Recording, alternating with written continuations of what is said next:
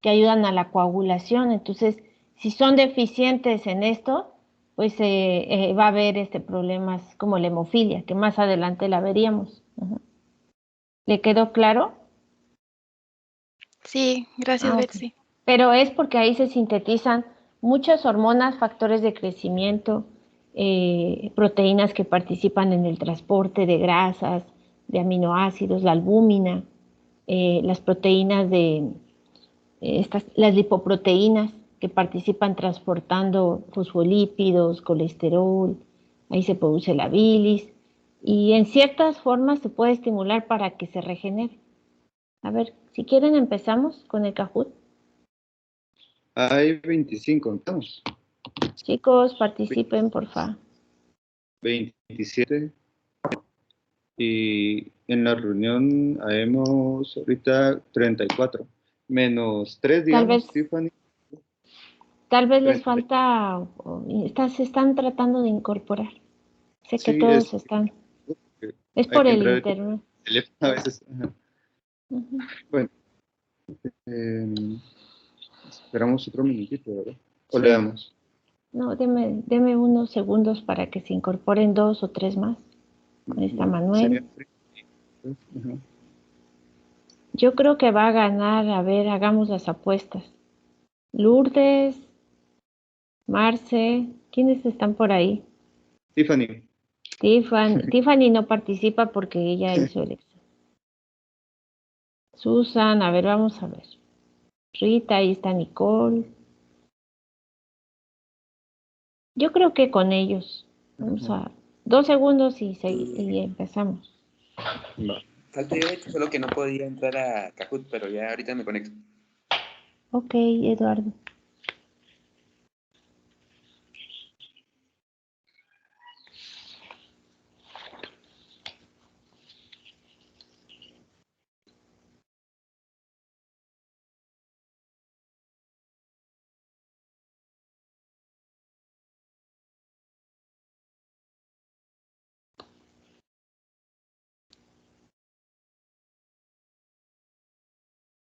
Los demás vayan pensando qué sustancias son carcinógenas que están en el medio ambiente, porque en un momento que empecemos la clase les voy a preguntar. Sustancias más carcinógenas en el medio ambiente, en los alimentos, alguna que ustedes crean que pueden mutar la replicación del ADN.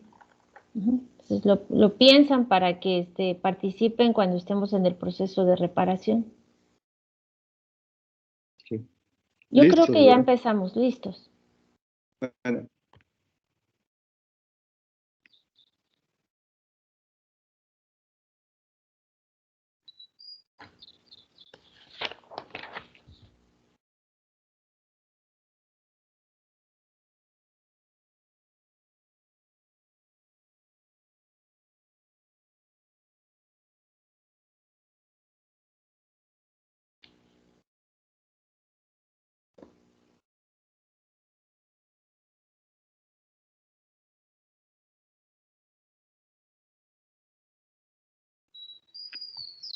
ok. Siguiente.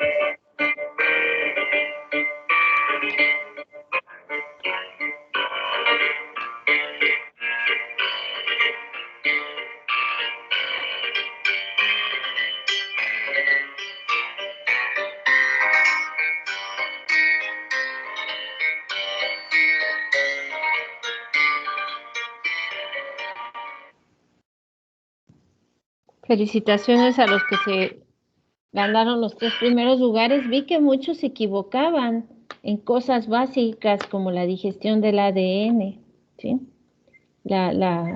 Algunas preguntas que pusieron muy interesantes y sencillas. Hay que revisar conceptos, porfa, chicos, porque las preguntas, aunque eran simples, tenían respuestas que no podían equivocarse. Pero bueno, estuvo bien el Kahoot. ¿Alguien quiere hacer un comentario? Esteban, ¿qué le pasó? Estoy entre dormido y pues intenté mi mejor esfuerzo. Siempre lo hago. Bueno, chicos, ¿algún comentario? Ya apunté aquí a los que participaron y también a los que sacaron el primer lugar.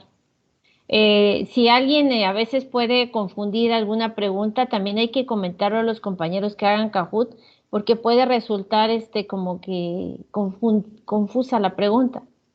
Como en el caso de cuántos tipos de genoma hay, ahí hubo algunos que erraron.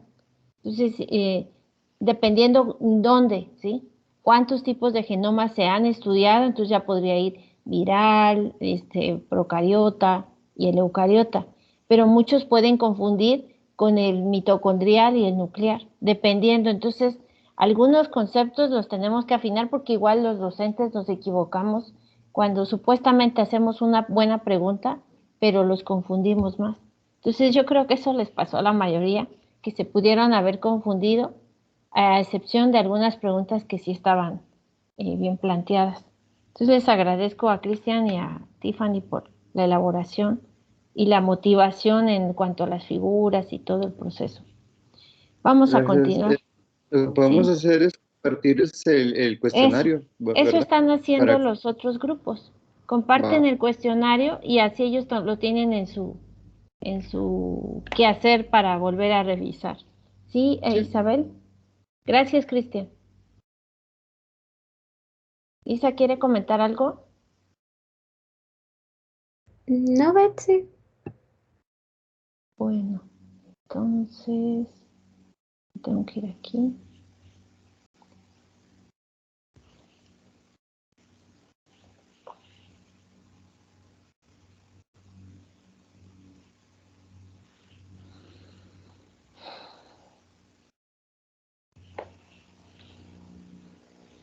A mí lo que me estresa es que el tiempo se me va y a veces no cubrimos lo necesario para que también tengan lo suficiente para hacer las tareas Como les decía, les voy a dejar algunas tareas y algunos complementos, no para que todo el tiempo estén ocupados, pero sí para que no se nos olvide lo que hemos visto en esta semana. Bueno, ya habíamos visto la importancia del ciclo celular, la importancia de regenerar, del desarrollo, de todo lo que va participando en el estímulo de las células en cuanto al ciclo de vida que tiene cada especie. Expliqué la hematopoiesis, el ciclo celular.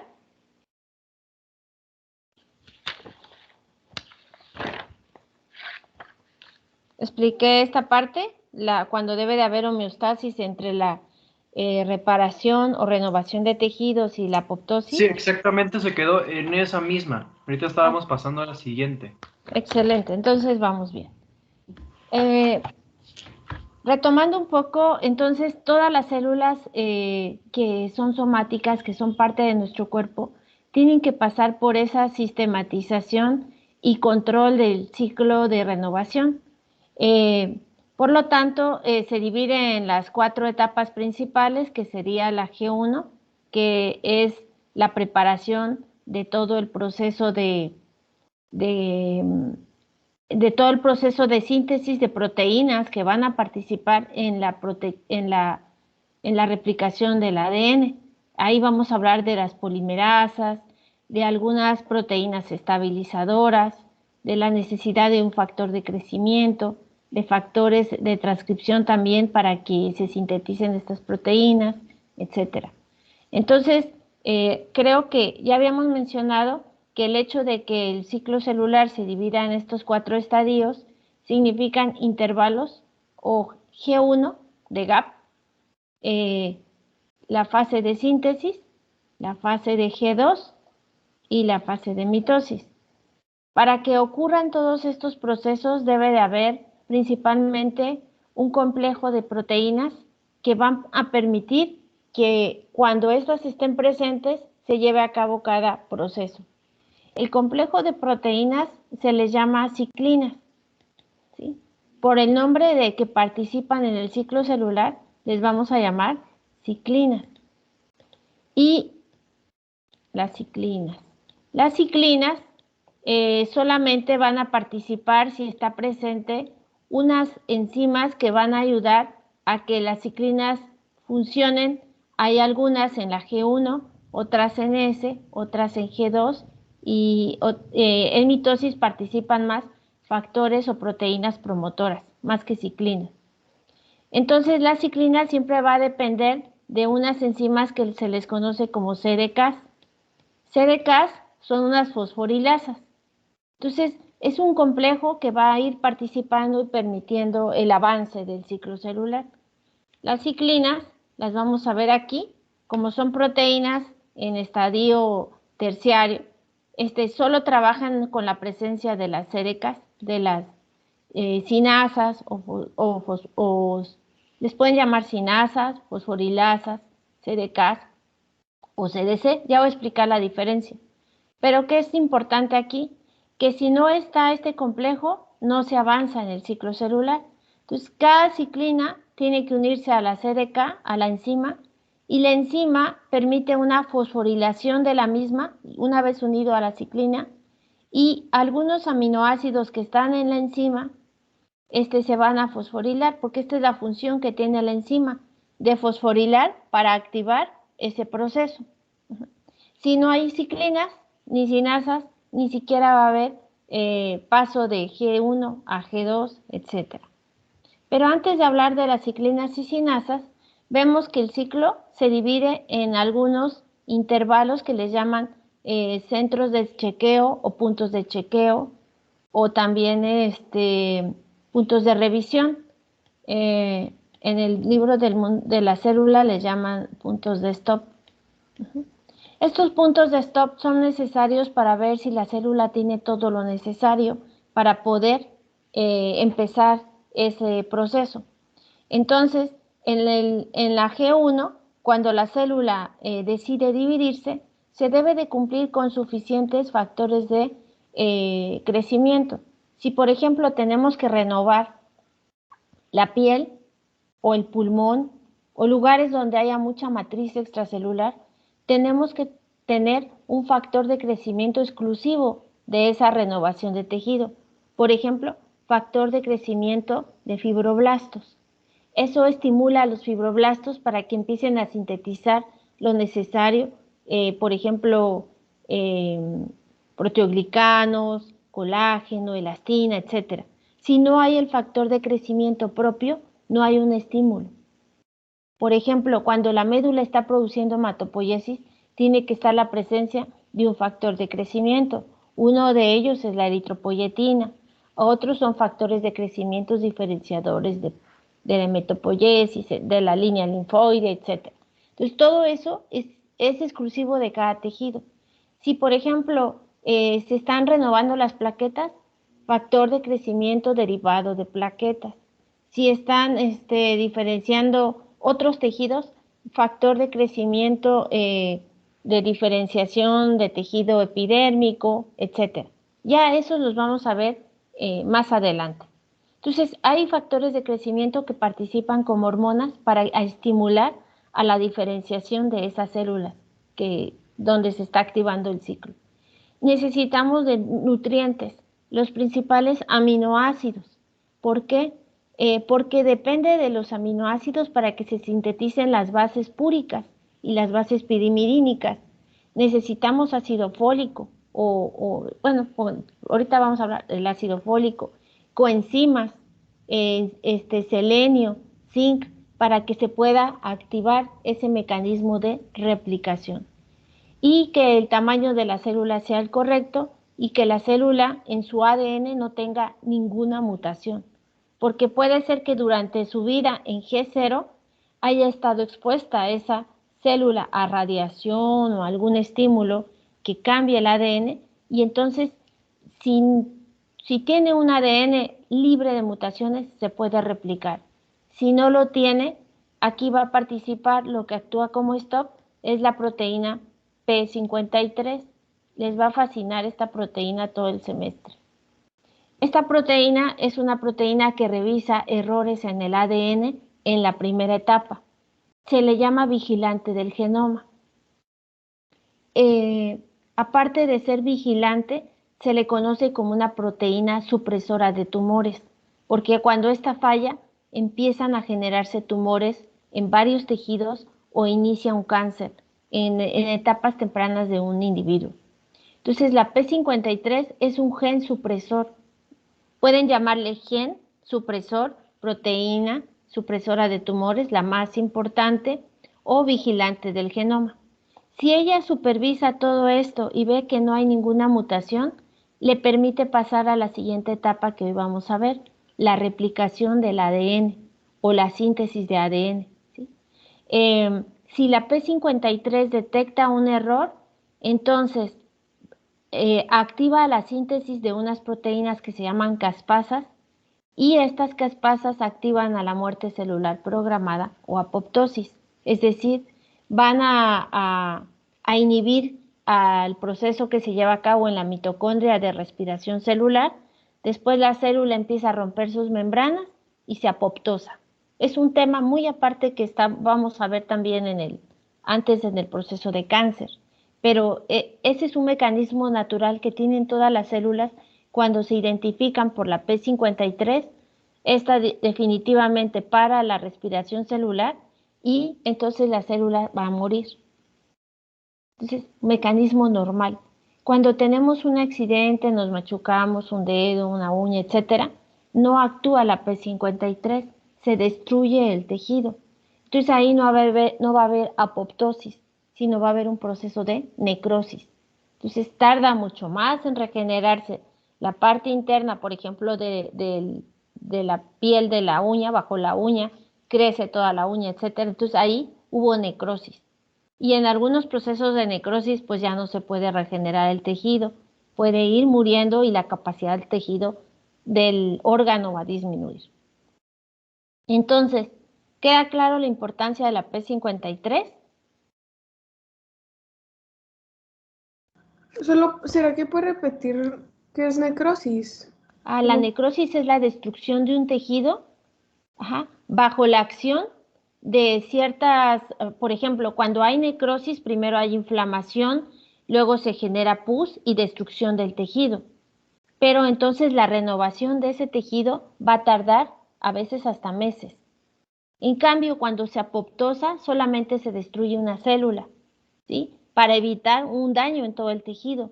Y la necrosis se destruye parte del tejido con lo clásico, ¿verdad? Formación de pus, amoratamiento, se ve negro el tejido, y muchas veces cuando la necrosis avanza por descomposición, se queda más cicatrizado el tejido o se puede disminuir la función de un órgano, ¿sí? ¿Por qué? Porque hay destrucción. En cambio, en la apoptosis no, solamente se destruye la célula para evitar alterar a todo un tejido. Es parte de la renovación de la célula, ¿sí? Si la célula que está con equivocación en el ADN o mutaciones se llegara a replicar, va a producir un montón de células anormales y ahí comienza el cáncer o una fibrosis o una cirrosis, etcétera. Pero como hay mecanismos que están revisando si decide o no dividirse una célula, entonces se activa siempre el proceso de la P53. La definición igual de la necrosis es un proceso patológico, destructivo, que va a ocurrir más cuando hay una infección por bacterias, por ejemplo, por traumas, ¿sí? Aplastamiento, principalmente por bacterias. En el caso de cuando ocurre la síntesis, vamos a ver que es un proceso en el cual, imagínense, en el caso de la síntesis de eucariotes o de nuestro cuerpo, para que se repliquen los 3.000 millones de pares de bases, pues necesitamos cierto tiempo. Ajá. Y toda esa copia se va a dar multiplicada en lugares que le vamos a llamar burbujas de replicación. Pero la función de la síntesis es que si tenemos desbaratado todo nuestro genoma, se va a abrir y vamos a tener a partir de esta hebra de ADN otra idéntica, ¿sí? Entonces, a ese proceso de copiado casi fiel, le vamos a llamar el proceso de síntesis del ADN. ¿Sí? Y cuando se termina de hacer esta síntesis del ADN, también aquí, aunque no está marcado, hay otro sitio de stop o de chequeo. Y aquí participa otra proteína que también es un gen supresor, que se llama la proteína PRB. PRB. Dirían, ¿de rábano? No. Es una proteína que tiene que ver con un cáncer de retina. Entonces, esa proteína revisora, más adelante hay una presentación donde está esta proteína, se llama proteína del retinoblastoma. Es una proteína que revisa que el ADN se haya copiado casi nítidamente, junto con otras proteínas. Mande. ¿Podría repetir el nombre de la proteína PRB? Retinoblastoma. Retinoblastoma. Exacto. Normalmente los Gracias. cánceres tienen la Perdón, terminación OMA, retinoblastoma. Gracias. Quiere decir que cuando una persona nace con una mutación en la proteína RB, en alguna parte de la infancia o adolescencia va a desarrollar un cáncer de retina y va a perder la visión en un ojo y posteriormente en el otro ojo. Esta mutación normalmente se hereda de madres a hijos, ¿sí? Entonces, se ha visto que cuando la persona tiene este tipo de alteración en el gen de RB o la proteína retinoblastoma, va a haber daño en el ADN a temprana edad. Ajá. Es peor cuando hay un daño en la P53, pero también cuando se replican nuestras células y la RB no hace su papel de revisión junto con otro mecanismo de reparación, entonces se van a generar mitosis anormales y van a generarse tumores, manchas, lunares, leucemias, etcétera, por error de estas dos proteínas supresoras de tumores, ¿sí? Más adelante vamos a ver patologías en las cuales estas proteínas son deficientes o se arrestan. Fíjense que un caso interesante es cuando una persona se infecta con el virus del papiloma humano, ¿sí? Cuando alguien se infecta con el virus, sabemos que tenemos nuestro ADN, siempre va a ser una mujer. El portador del virus es el hombre. Pero este virus tiene la capacidad de, cuando se incorpora a las células del cérvix, porque es vía infecciones de transmisión sexual, ese virus entra en el epitelio de la cérvix, se incorpora y mete el genoma del virus al ADN de la mujer. Pero qué casualidad que ese genoma viral, aquí voy a poner una B, se incorpora cerca de donde está la P53. Este es el gen P53. Y aquí está el genoma malo, ¿sí? El del virus. Entonces, cuando se incorpora a nuestro ADN, como les digo, qué casualidad que cerca de la P53. Entonces inactiva el P53. Y por eso, aunque una mujer sea saludable toda su vida, si casualmente se infecta con este virus, tiene susceptibilidad al cáncer, no se hace sus chequeos de Papá Nicolau, etc. Este virus frena a la P53 y las células del cérvix se siguen replicando, pero con anormalidad. Entonces, cuando una mujer ya tiene los síntomas del cáncer de cervicouterino, ya es demasiado tarde, porque invadió en todas las células este virus y entonces inactivó a la P53. Por eso vamos a ver más adelante que hay virus que provocan cáncer. Igual pasa con el virus de la hepatitis. Siempre y cuando ya haya una susceptibilidad y estemos muy expuestos a ese tipo de factores, ¿verdad? Pero uno puede nacer saludable con sus P53 o la PRB u otras proteínas y de repente hay algo que los desactiva y normalmente son sustancias carcinógenas o virus o alguna infección o alguna inmunosupresión, etcétera. Pero es para que vean que a veces los virus de verdad afuera no hacen nada, pero cuando ya están en cada uno de los organismos puede afectar, ¿sí? El tema de papilomavirus también lo vamos a ver en cáncer, así es que después me preguntan sus dudas.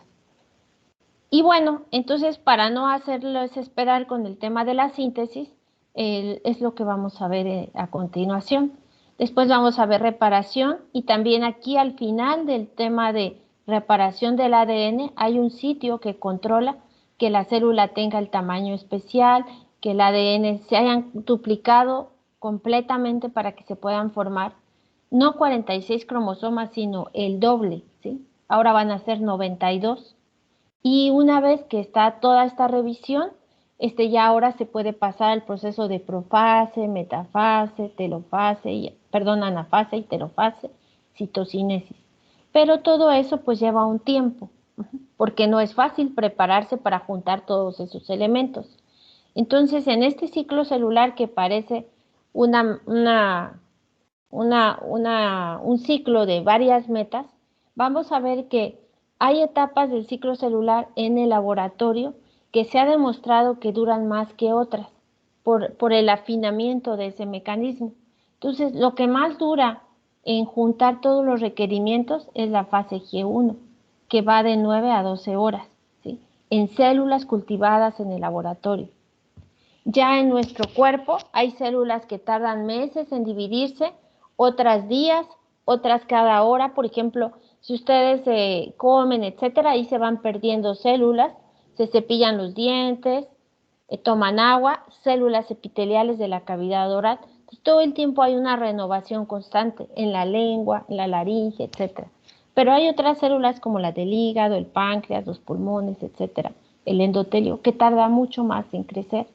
Esta imagen es referida cuando la célula la sacan y la ponen a cultivar. Después de que pasamos de 9 a 12 horas para preparar a la célula para dividirse, se sintetiza aproximadamente en unas 10 horas.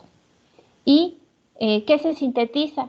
Todo el ADN se copia y tenemos ya idénticas hebras de ADN a partir de una molde. Posteriormente viene la etapa de reparación, revisión de errores, más o menos son de 3 a 4.5 horas, y la etapa de mitosis, que aparentemente es muy corta, pues también es regulada por proteínas de otra vez remodeladoras de la cromatina, histonas, microtúbulos, división de mitocondrias, otro tipo de sistemas que son más rápidos y coordinados en cada uno de los organelos de la célula. Las ciclinas y las cinasas las vamos a ver regresando, ¿sí? Entonces, se dice que el proceso de replicación hoy en día, pues ya sabemos que se ha estudiado en bacterias, en virus, en humanos, ¿sí? En todo tipo de organismos, y la función es copiar a partir de una hebra molde una cadena idéntica a la hebra molde, por lo tanto se habla de una replicación. Pero en un principio, o sea, uno sabe que el ADN tiene dos propiedades. Está compactado, para que se replique debe estar libre de histonas, ¿sí? La hélice libre totalmente, y tiene que desnaturalizarse. ¿Qué significa desnaturalizar?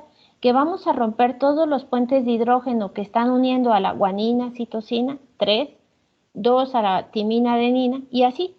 Entonces ese mecanismo es muy fácil porque en nuestro cuerpo está la presencia de una enzima que se llama helicasa, porque va desenrollando la hebra de ADN. Pero en el laboratorio pues se hace de manera sencilla subiendo la temperatura a 70 grados y todo el ADN se desnaturaliza, se abre, sin cambiar las propiedades que tiene de las secuencias de nucleótidos. Sin embargo, en un principio se creía que el ADN cuando se abría se podía copiar y teníamos dos hebras diferentes, la original y luego una totalmente con información nueva. Y así cada vez, en cada generación, generación 1, generación 2, puede ser de células o de individuos, iba cambiando la información genética. Entonces había tres hipótesis: la hipótesis conservativa, la semiconservativa y la dispersiva. Con esta imagen lo podemos comprender. Entonces la primera, como les digo, se abre la hebra, se copia una idéntica y va cambiando de generación en generación. Esto no sería posible porque entonces habría cambios en la célula, ¿sí? Porque sí se está copiando, pero no, así no es como se obtiene el ADN. Puede haber cambios y hay acomodamientos. Entonces la primera hipótesis fue rechazada por un experimento que hicieron Mendelssohn y Stals, ¿sí? Después vinieron y marcaron también el ADN, y ahorita les voy a explicar, y se observó que el ADN se abre, se copian dos hebras, y estas hebras ya van a tener complementos en las siguientes generaciones. Entonces, la segunda opción es casi la correcta, porque había una tercera que le llaman dispersiva. En esta opción, que es la replicación semiconservativa, es la que se ha demostrado que sucede en casi todos los organismos. Porque la tercera, como ustedes están viendo, se decía que teníamos una secuencia de ADN, se partía en pedacitos, ¿sí? Así en fragmentos, esos fragmentos se reacomodaban, teníamos dos hebras, pero con fragmentos reacomodados, cosa que no sucede porque los cortes no son transversales, o sea, no podemos romper los enlaces fosfato entre los azúcares y las bases, sino que solamente se abre en medio. Entonces, esta se rechaza porque habría como parches de información y cada generación sería cambiante. Entonces, eso en la naturaleza no sucede. Lo que más sucede es la replicación semiconservativa. ¿Y cómo lo investigaron? Pues marcaron a la hebra original con un isótopo y vieron que las otras hebras se obtenían por una cadena original y luego una nueva cadena. Entonces, aunque lo hicieron en una bacteria E. coli, porque es más fácil trabajar con bacterias, marcaron con isótopos, pero ahora solo usaron el isótopo nitrógeno, ¿sí?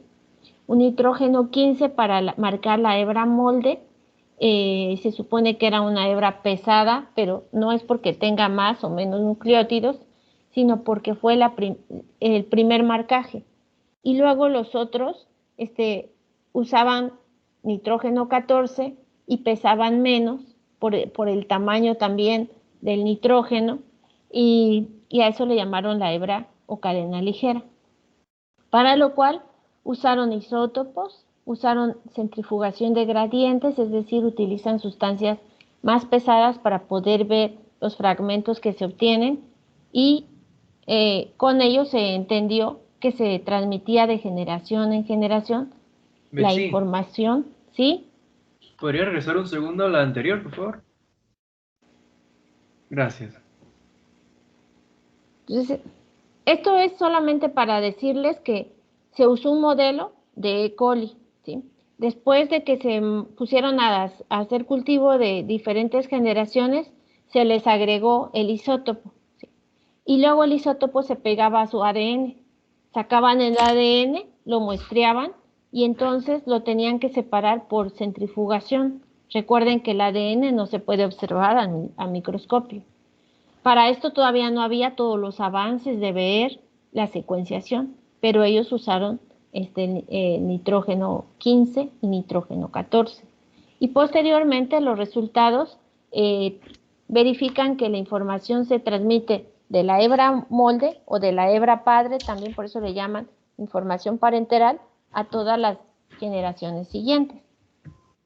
Solo para que vean. Usted dijo, la segunda es la correcta para poder ejemplificar cómo se da el genoma. Exacto. Ok. Porque, Pero por una ejemplo, no sé por qué, así. pero me pareció un poquito convincente hasta lo que usted dijo al final, la razón del por qué la tercera no, pero ¿me podría volver a explicar por qué la tercera no funcionó? Ok, claro que sí. La tercera no, porque ellos proponían que si el ADN, tenemos una hebra de ADN, por ejemplo de usted, la sacamos y acaso el ADN, cuando las enzimas la replican, la cortan en pedazos y luego lo vuelven a poner en parches. Si eso ocurriera, no hubiera una secuencia con orden. Y entonces, ¿dónde quedaría el gen de la hemoglobina con el gen de la oxitocina y la dopamina? Los cortaron y ya serían individuos como marcianitos, ¿verdad? Un ojo por acá, ya no tendrían el mismo fenotipo. Entonces, si cortamos el ADN en pedazos, ¿y entonces qué pasaría? Aunque se acople en la siguiente generación, habría parches. Entonces estamos interviniendo con la secuencia original del molde. Por eso no existe. Por eso decían que se dispersaban fragmentos de ADN, se pegaban y quedaba el ADN parchado. Eso no existe, no puede pasar a menos que usted esté manipulando genéticamente una especie. Pero no está permitido tampoco. ¿Sí queda claro? Y ustedes saben por qué también. Porque el ADN solo se abre en medio para proteger la secuencia genómica. Si ustedes la cortan acá y después ese ADN se altera, esto se le llama mutación. La próxima vez que se sintetice esa hebra va a tener esa mutación y no sería factible con la vida. Por eso la tercera es la peor hipótesis que se pensó cuando querían verificar cómo era la síntesis del ADN. Está bien que hagan esas preguntas porque solo así uno dice, bueno, memorizar no se vale. Hay que ser críticos con la información que se ha obtenido. ¿Sí queda claro, Esteban y todo el grupo? Sí, esta vez ya me quedó claro el por qué no. Ajá. Aunque sí se miraba convincente, pero ahora que lo dice de esa forma, no. Es como cuando usted se case y tenga un bebé. Usted va a querer que se parezca más a usted o a lo mejor a su esposa. Pero no, la información se mezcla. Pero lo que vamos a obtener es un ser humano muy parecido a ambos. No va a ser un ser humano que se parezca a otra cosa. ¿Sí? ¿Por qué? Porque la información se transmite. La dominante se transmite. Pero lo que va a formar es un humanito muy similar a ustedes. ¿Sí? Si hubiera dispersión, entonces como que ahí se reacomodaría todo y a lo mejor no sería un humanito. ¿Me entiende? Entonces, por eso es que la información casi se copia de una manera muy fiel. Hay cambios y esos cambios son mutaciones buenas, variabilidad genética, pero no afecta a la secuencia del genoma, en este caso humano. Lo mismo pasa con una mosca o con un ratón o una bacteria, ¿sí? La E. coli cuando se replica va a ser E. coli y sigue infectando.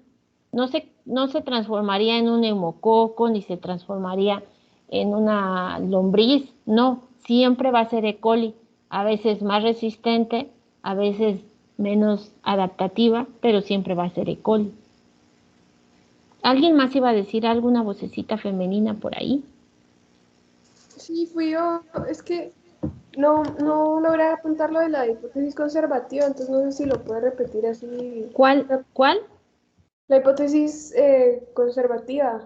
Ah, la conservativa. Esta lo que dice es que el ADN se abre y cuando se abre, esa hebra conservativa, perdón, la primera hebra que se abre y se copia, se queda intacta, se queda ahí. Y luego, a partir de ella se formó una hebra nueva, que es esta, pero es totalmente nueva, así como que no tiene nada que ver con la anterior. Y luego, cuando estas dos se dividen, supónganse que esta hebra es de una neurona. Se divide la neurona, esto solo ocurre a nivel fetal. Se divide la neurona y ya tenemos una neurona que hace dopamina y una neurona que ya no hace dopamina, que solo hace oxitocina. Y luego cuando esta se divide hay 3 neuronas con oxitocina y una neurona con dopamina. Eso no ocurre. Se supone que si la neurona sintetiza dopamina y oxitocina, todas las demás generaciones van a hacer lo mismo. Entonces por eso también rechazaron la conservativa, de acuerdo al experimento donde marcaron las bases. En cambio, en la primera aquí tengo una neurona en nuestra edad fetal, se divide y las 2 neuronas van a hacer lo mismo porque traen información idéntica a la madre, a la hebra madre. Y luego las 4 neuronas que se heredan, aunque vean colorcitos distintos, las 4 neuronas van a formar parte del cerebro y van a sintetizar lo mismo en condiciones normales. ¿Queda claro? Gracias. Ajá. Bueno, entonces miren, para fines prácticos les voy a explicar.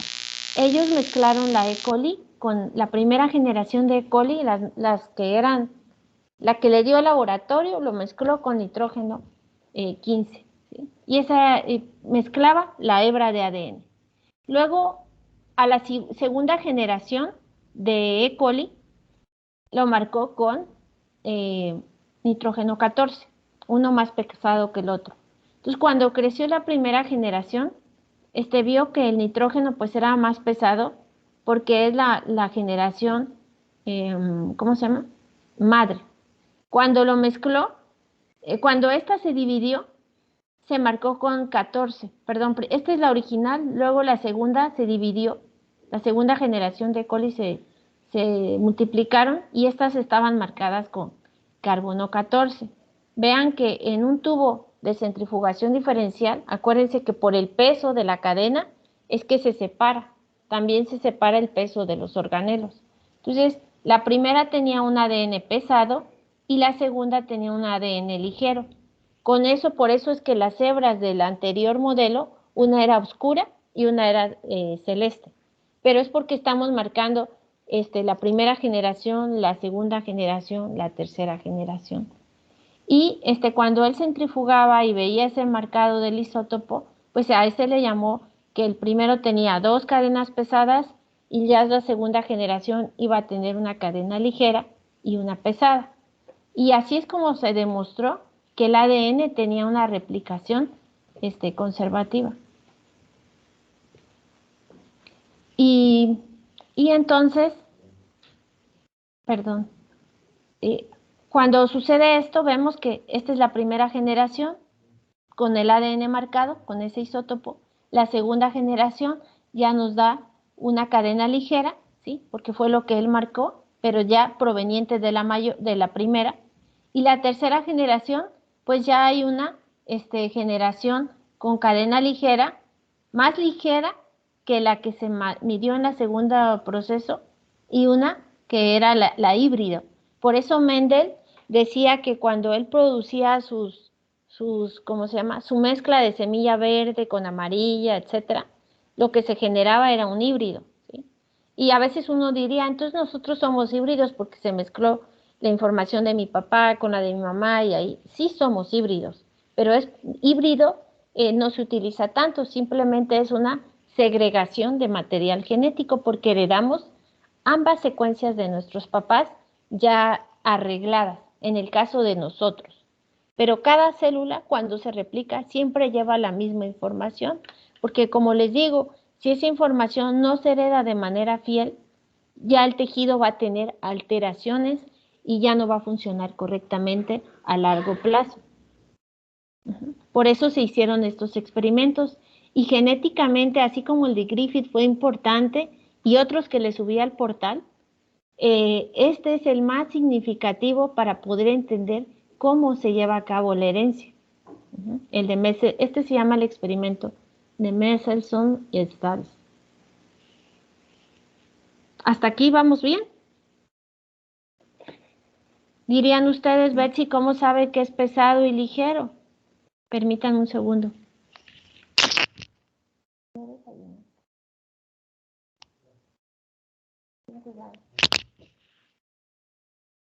Perdón.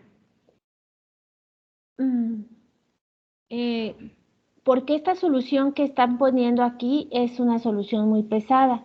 En el semestre pasado les hablaba que la centrifugación diferencial usaba glicerol, sucrosa, un gradiente de sucrosa. Aquí usaron cloruro de cesio, ¿sí? ¿Por qué? Porque es una solución muy pesada que permite la separación de lo que se ha marcado y así es como ellos lo van a ver en estos procedimientos de ultracentrifugación diferencial. Entonces, por eso es que ellos ven la diferencia en el tamaño y el peso. Dirían, Betsy, ¿por qué no tamaño? Es el peso porque ellos marcaron con isótopo la cadena, solo el ADN, ¿sí? No marcaron otra cosa y por eso es un experimento muy significativo para el avance de la explicación del ciclo celular. El libro de la célula no maneja mucho esto, pero siempre es bueno tener los fundamentos de cómo podemos entender la segregación del material genético. ¿Dudas, preguntas? ¿No? Betsy, perdón, qué pena. No sé si podría volver a explicar lo de esto, lo del experimento. Es que sinceramente no lo entendí muy bien. Ok.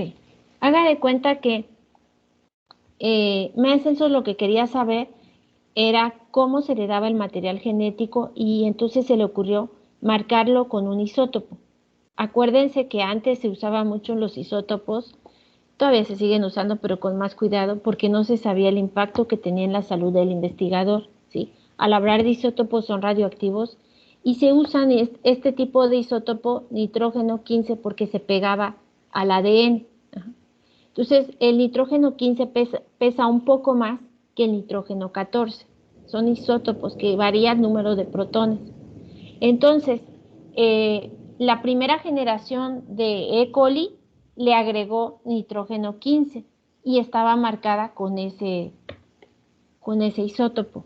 Cuando estimuló a que se replicaran esas bacterias, la segunda generación, o sea, él ya sabe el ciclo vital de una bacteria, horas.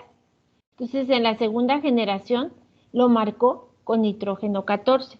Ya había diferencia. Entonces, al iniciar su estudio, verificó que toda esa primera familia de E. coli pesaba porque tenía en su ADN este tipo de isótopo. ¿Cómo lo separó?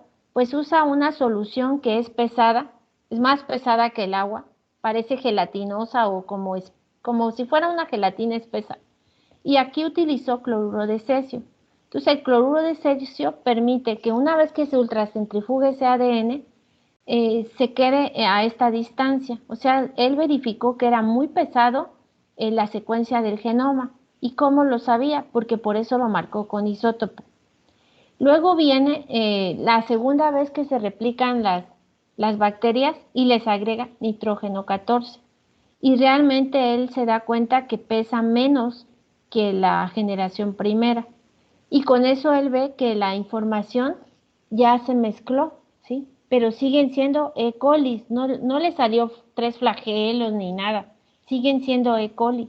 Entonces, cuando él ve que hay diferencias en el tamaño del ADN, propone que una hebra del ADN proviene de la primera generación y la segunda hebra que él está marcando con nitrógeno es una nueva hebra sintetizada. ¿Por qué cosa? En ese tiempo no se sabía que había las ADN polimerasas. Bueno, después dijo, bueno, ahora voy a poner a crecer otra vez la E. coli. ¿Por qué sale esto? Ya sé. Voy a poner a crecer la E. coli y lo voy a marcar otra vez con nitrógeno 14. Y se da cuenta que hay la generación de la anterior, la híbrida, y ahora genera nuevas hebras. ¿Sí? Esas nuevas hebras son marcadas con otro nitrógeno 14.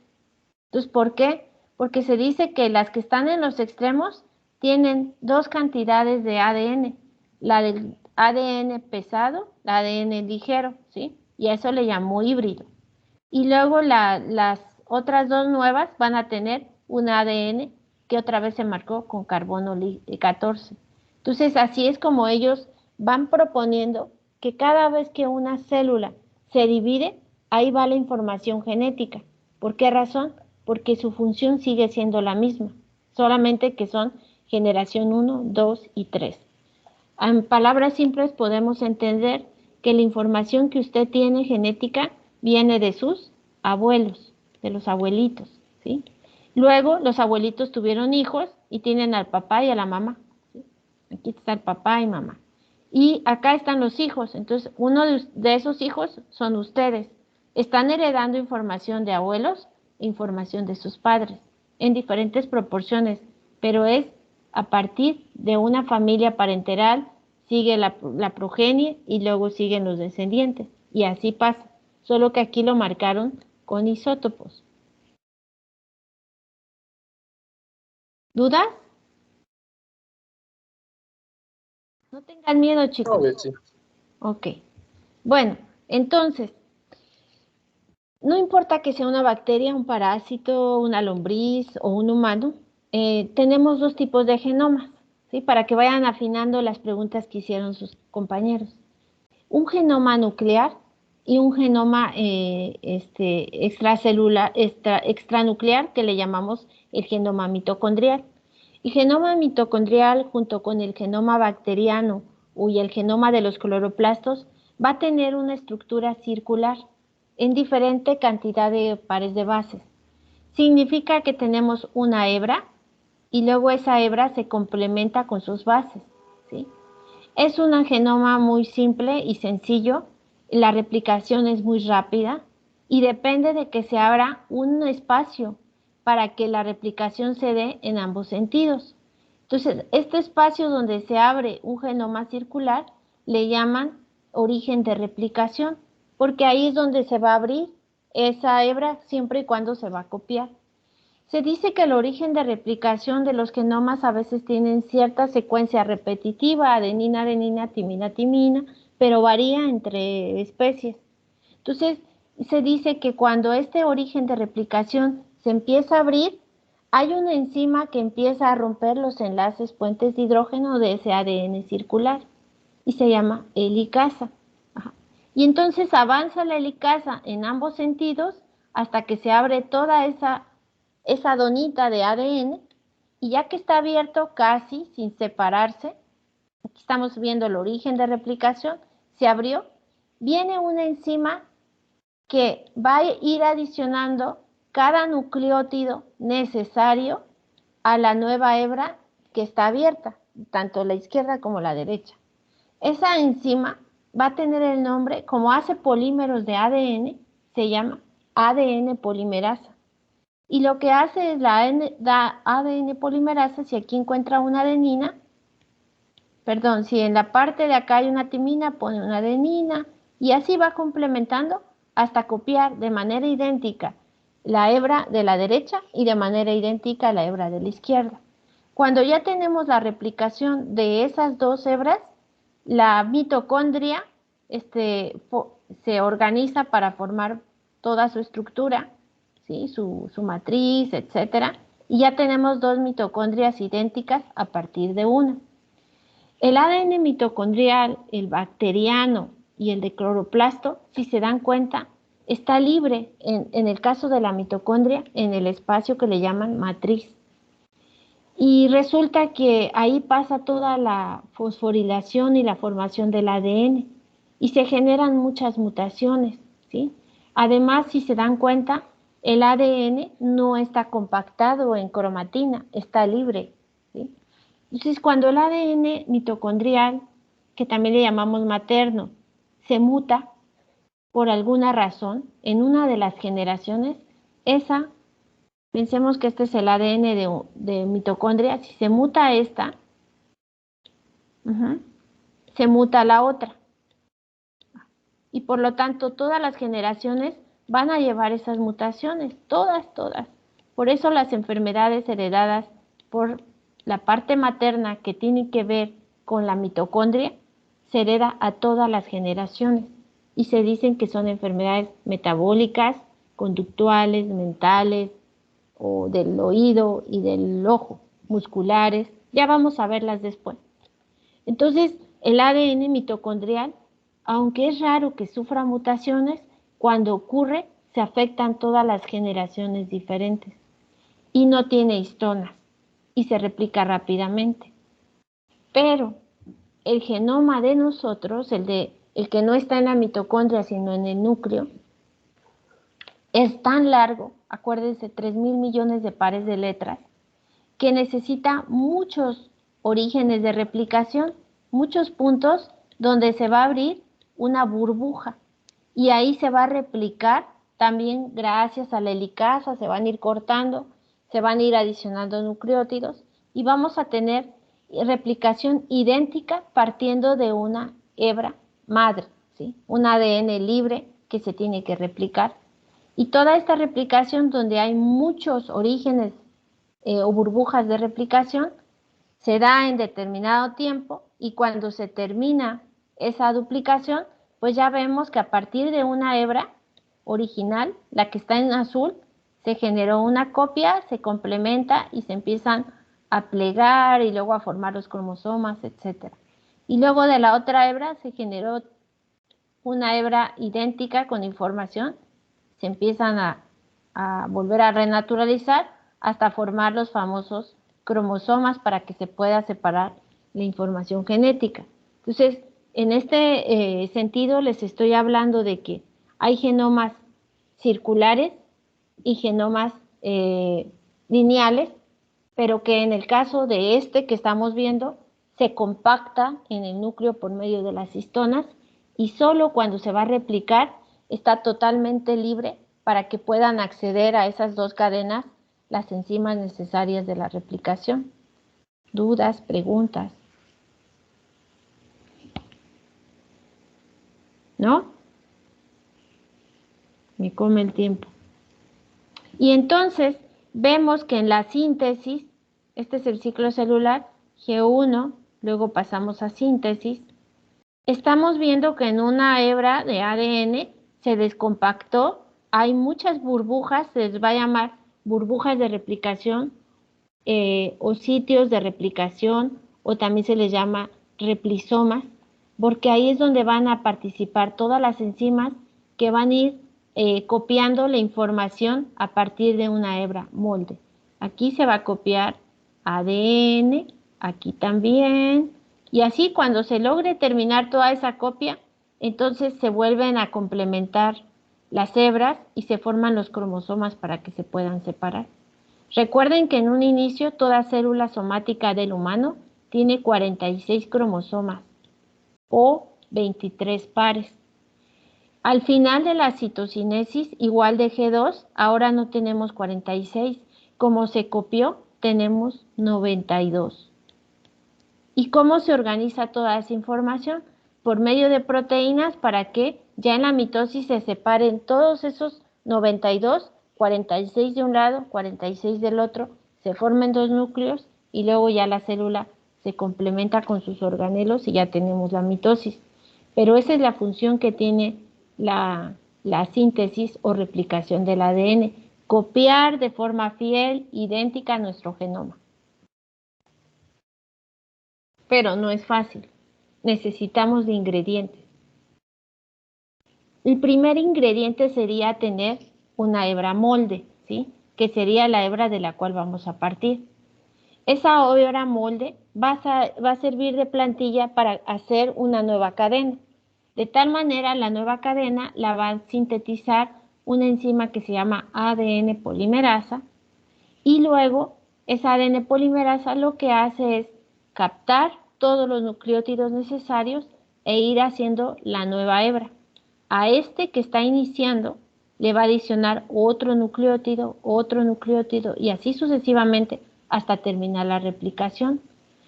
Lo interesante aquí es que cada hebra necesita nucleótidos, ¿sí? Pero esos nucleótidos que provienen de nuestra buena alimentación, sobre todo aminoácidos, fosfato y la glucosa, que es la desoxirribosa, perdón, la desoxirribosa no es glucosa, es pentosa. Esos nucleótidos vienen de una manera diferente, traen 3 fosfatos. ¿Por qué? A la célula le costaría mucho que cuando nosotros sintetizamos ADN, gastemos ATP. Entonces, para no gastar ATP en la síntesis del polímero, necesitamos que cada nucleótido venga con 2 fosfatos. Esos 2 fosfatos van a servir para permitir la unión al otro sitio del otro nucleótido y así sucesivamente, y después se van. Sirven como para ayudar a generar energía de enlace y esa energía va a formar los enlaces fosfodiéster, ¿sí? Pegar estos fosfatos van a pegar este fosfato al otro azúcar y así sucesivamente. Por esta razón que cada nucleótido vendrá trifosfatado, como el ATP, pero son nucleótidos del ADN. Este nucleótido trifosfatado, cuando se une a otro, se van los fosfatos y por eso hay PP1. El PP1 es difosfato inorgánico. y se puede seguir utilizando para fosforilar a otros nucleótidos que se van a usar durante la replicación. De tal manera, ahorita me regreso, aquí veo. Yo tengo una hebra madre o una hebra molde o plantilla o hebra padre, como le quieran llamar. Esta hebra es la que me va a ayudar a replicar la otra hebra nueva. Entonces, viene la enzima ADN polimerasa y va adicionando el nucleótido complementario a esa hebra. Por eso es que cuando se obtienen las dos, una trae una hebra nueva y una hebra anterior o molde. También le llaman hebra vieja. Y entonces se dice que queda hibridada la cadena. Pero en realidad es que sirvieron de molde. Ustedes servirán de molde para sus hijos. Entonces, si ve que la ADN polimerasa encuentra una guanina, sintetiza el nucleótido citosina. Si encuentra una adenina, pega la timina en la contraria. Si encuentra una citosina, pega la guanina. Y ya en este extremo OH libre, pegará el otro nucleótido. No lo pega en el fosfato, lo pega siempre donde queda el OH libre. Y entonces los ingredientes es tener a la enzima y después adicionar adenina, timina, guanina y citosina. La T significa que viene con 3 fosfatos, trifosfatada, ¿sí? Y la D significa que voy a necesitar siempre 2 dinucleótidos de adenina, 2 dinucleótidos de timina, porque se va a armar esta hebra de la cadena que se está abriendo 3' y de la otra cadena que está por acá, 5 a 3' de la vieja, de la cadena vieja, también se van a complementar otra, se va a copiar, se va a sintetizar una nueva hebra. Entonces, aquí solamente nos están mostrando sintetizar la hebra nueva de la 3 a 5', pero por el otro lado también se está sintetizando la otra cadena molde. Y así, por eso necesitamos 2 de ATP y así sucesivamente. ¿Dudas, preguntas? Voy a continuar. Y entonces, ¿quiénes participan en la síntesis de la nueva cadena de ADN? Necesitamos ingredientes y siempre necesitaremos enzimas, ¿sí? Entonces, los ingredientes van a ser los dinucleótidos trifosfatados, ¿sí? También necesito mi ADN libre.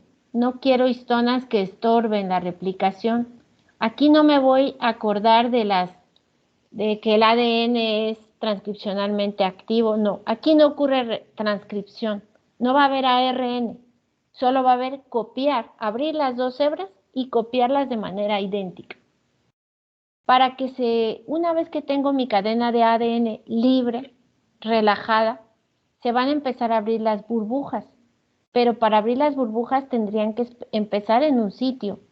Entonces, en ese sitio es donde va a actuar primero la helicasa y abriendo las puentes de hidrógeno de todas las guanina, citosina, timina, adenina y así.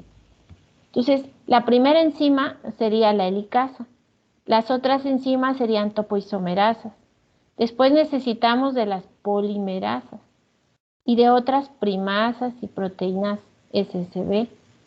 Cuando se termine casi la síntesis, vamos a usar un pegamento, unas enzimas que ligan nucleótidos, ligasas. Y al final hay que sellar los extremos para que no haya mutaciones y amplificar. Ahí van a utilizarse las telomerasas.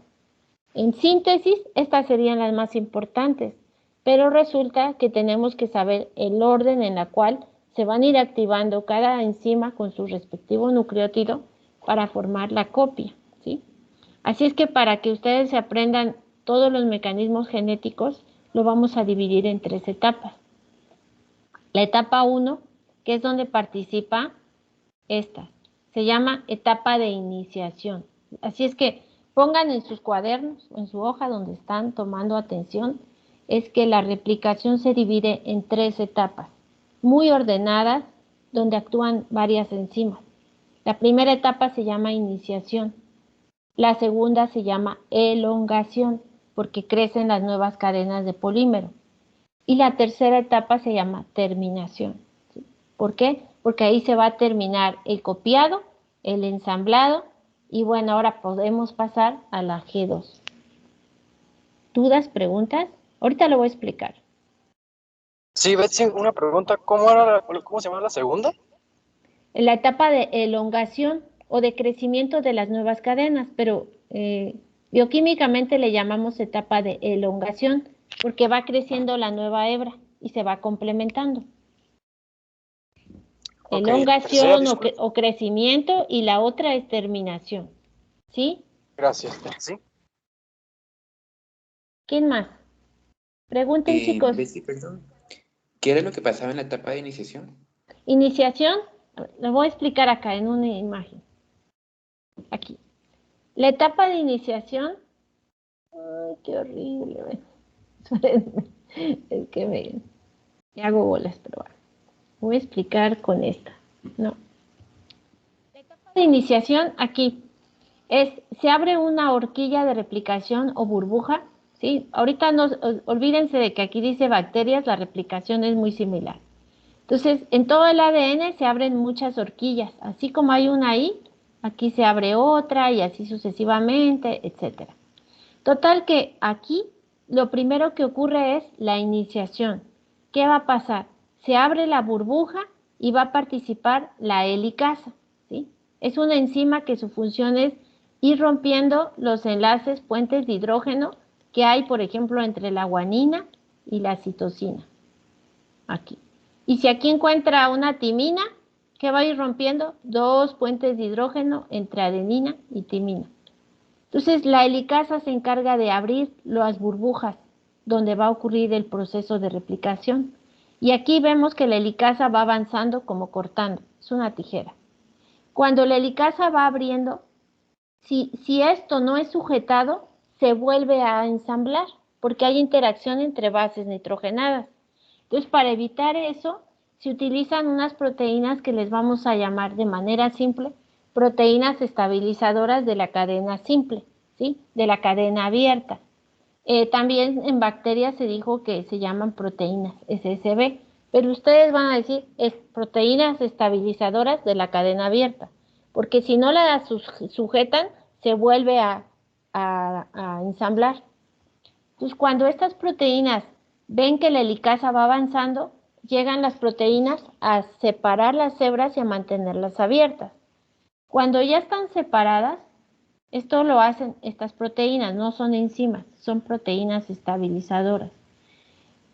La iniciación es esto, abrir la burbuja, mantener abierta esa burbuja, que la helicasa vaya trabajando, abriendo, desnaturalizando el ADN y todavía en el proceso de iniciación participa otra enzima que se llama primasa.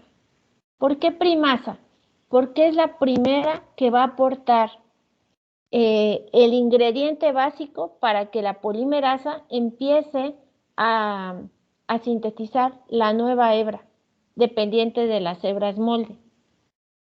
Entonces se llama primasa porque lo que aporta es esto que ven en rojo, es una secuencia de ARN. Diría Cristian, Betsy ya me confundió. ¿No que lo que vamos a copiar es el ADN? Sí, pero la primasa es una enzima que ella solo tiene como ingrediente ARN, un fragmento. Es necesario para que a partir de que se pegue el primer fragmento, entonces venga la ADN polimerasa y empiece a hacer la copia de ADN de la nueva hebra. Entonces la primasa, hasta que actúa la primasa, empieza la polimerización. Entonces estos tres eventos, abertura de la burbuja, participación de la helicasa, las proteínas estabilizadoras y la primasa, eso es la primera etapa de iniciación de la síntesis del ADN. ¿Y qué hace la primasa? Pone un fragmento de ARN. No se preocupen, al final este será eliminado. Entonces, pero sirve para iniciar la síntesis de ADN. ¿Y cómo se le llama este fragmento de ARN? Primer o cebador, ¿sí?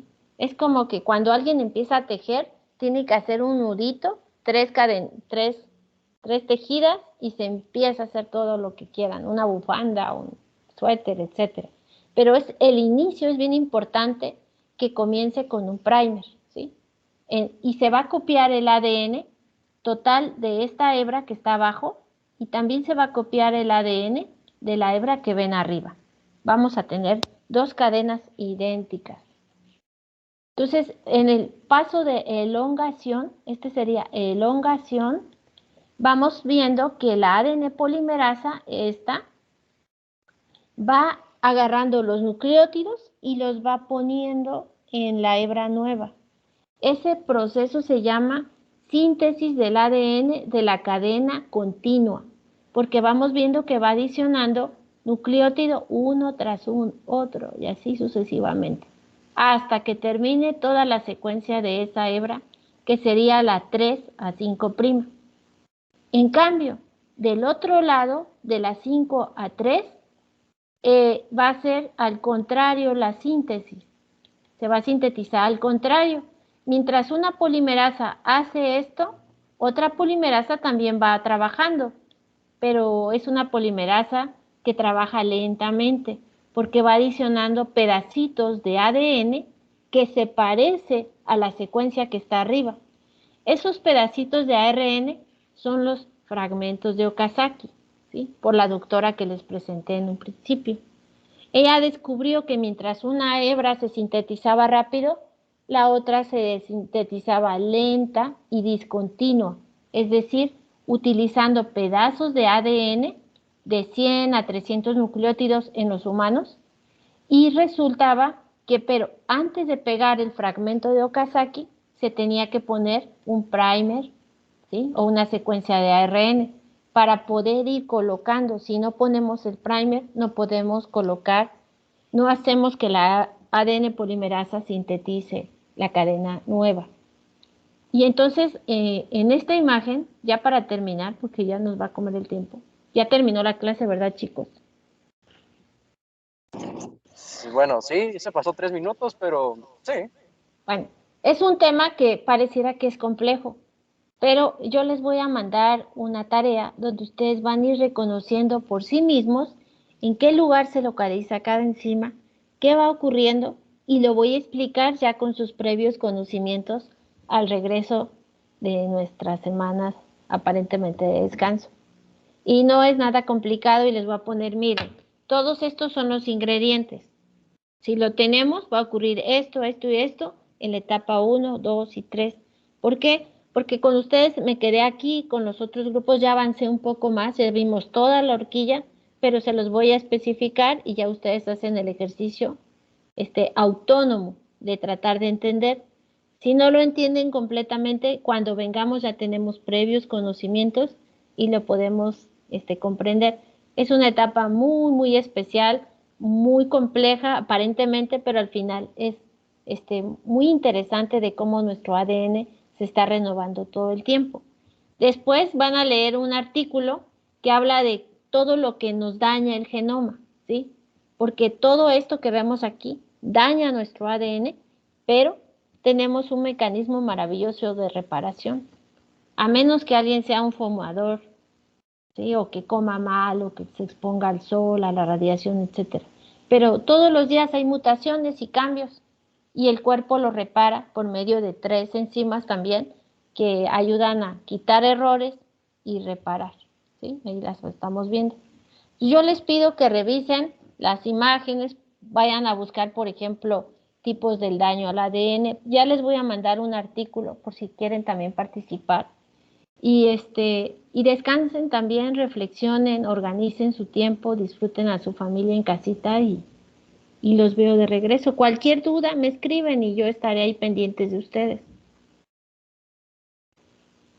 ¿Qué les toca? Antropología de la salud. ¿Qué les toca?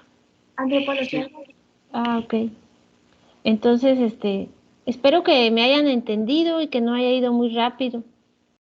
Pero igual, como les digo, pedagógicamente les mandaré un apoyo para que ustedes me entiendan la primera etapa, que sería la iniciación y todas estas enzimas. Van a buscar qué hace la polimerasa, qué hace esto, etcétera, para que ustedes se apoyen. También en el mundo de la célula hay un listado, ahí que está medio feo, es este listado. Se los compartiré en español, ¿sí? Pero este listado no son todas las enzimas, solo las de eucariotes las que vamos usando. Ya lo explicaré en la siguiente etapa, pero igual ahí lo van a tener como evidencia. ¿Queda claro? ¿Cristian entendió el proceso?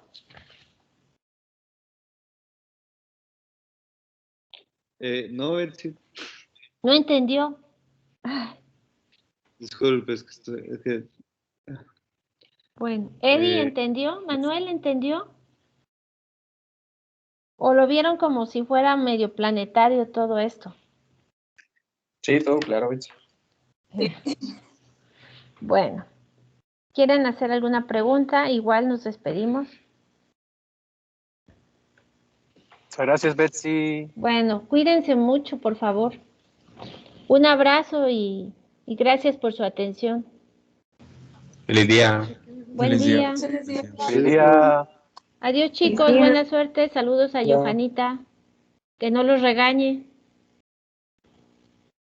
Adiós, Betsy, feliz día. Adiós, buen día.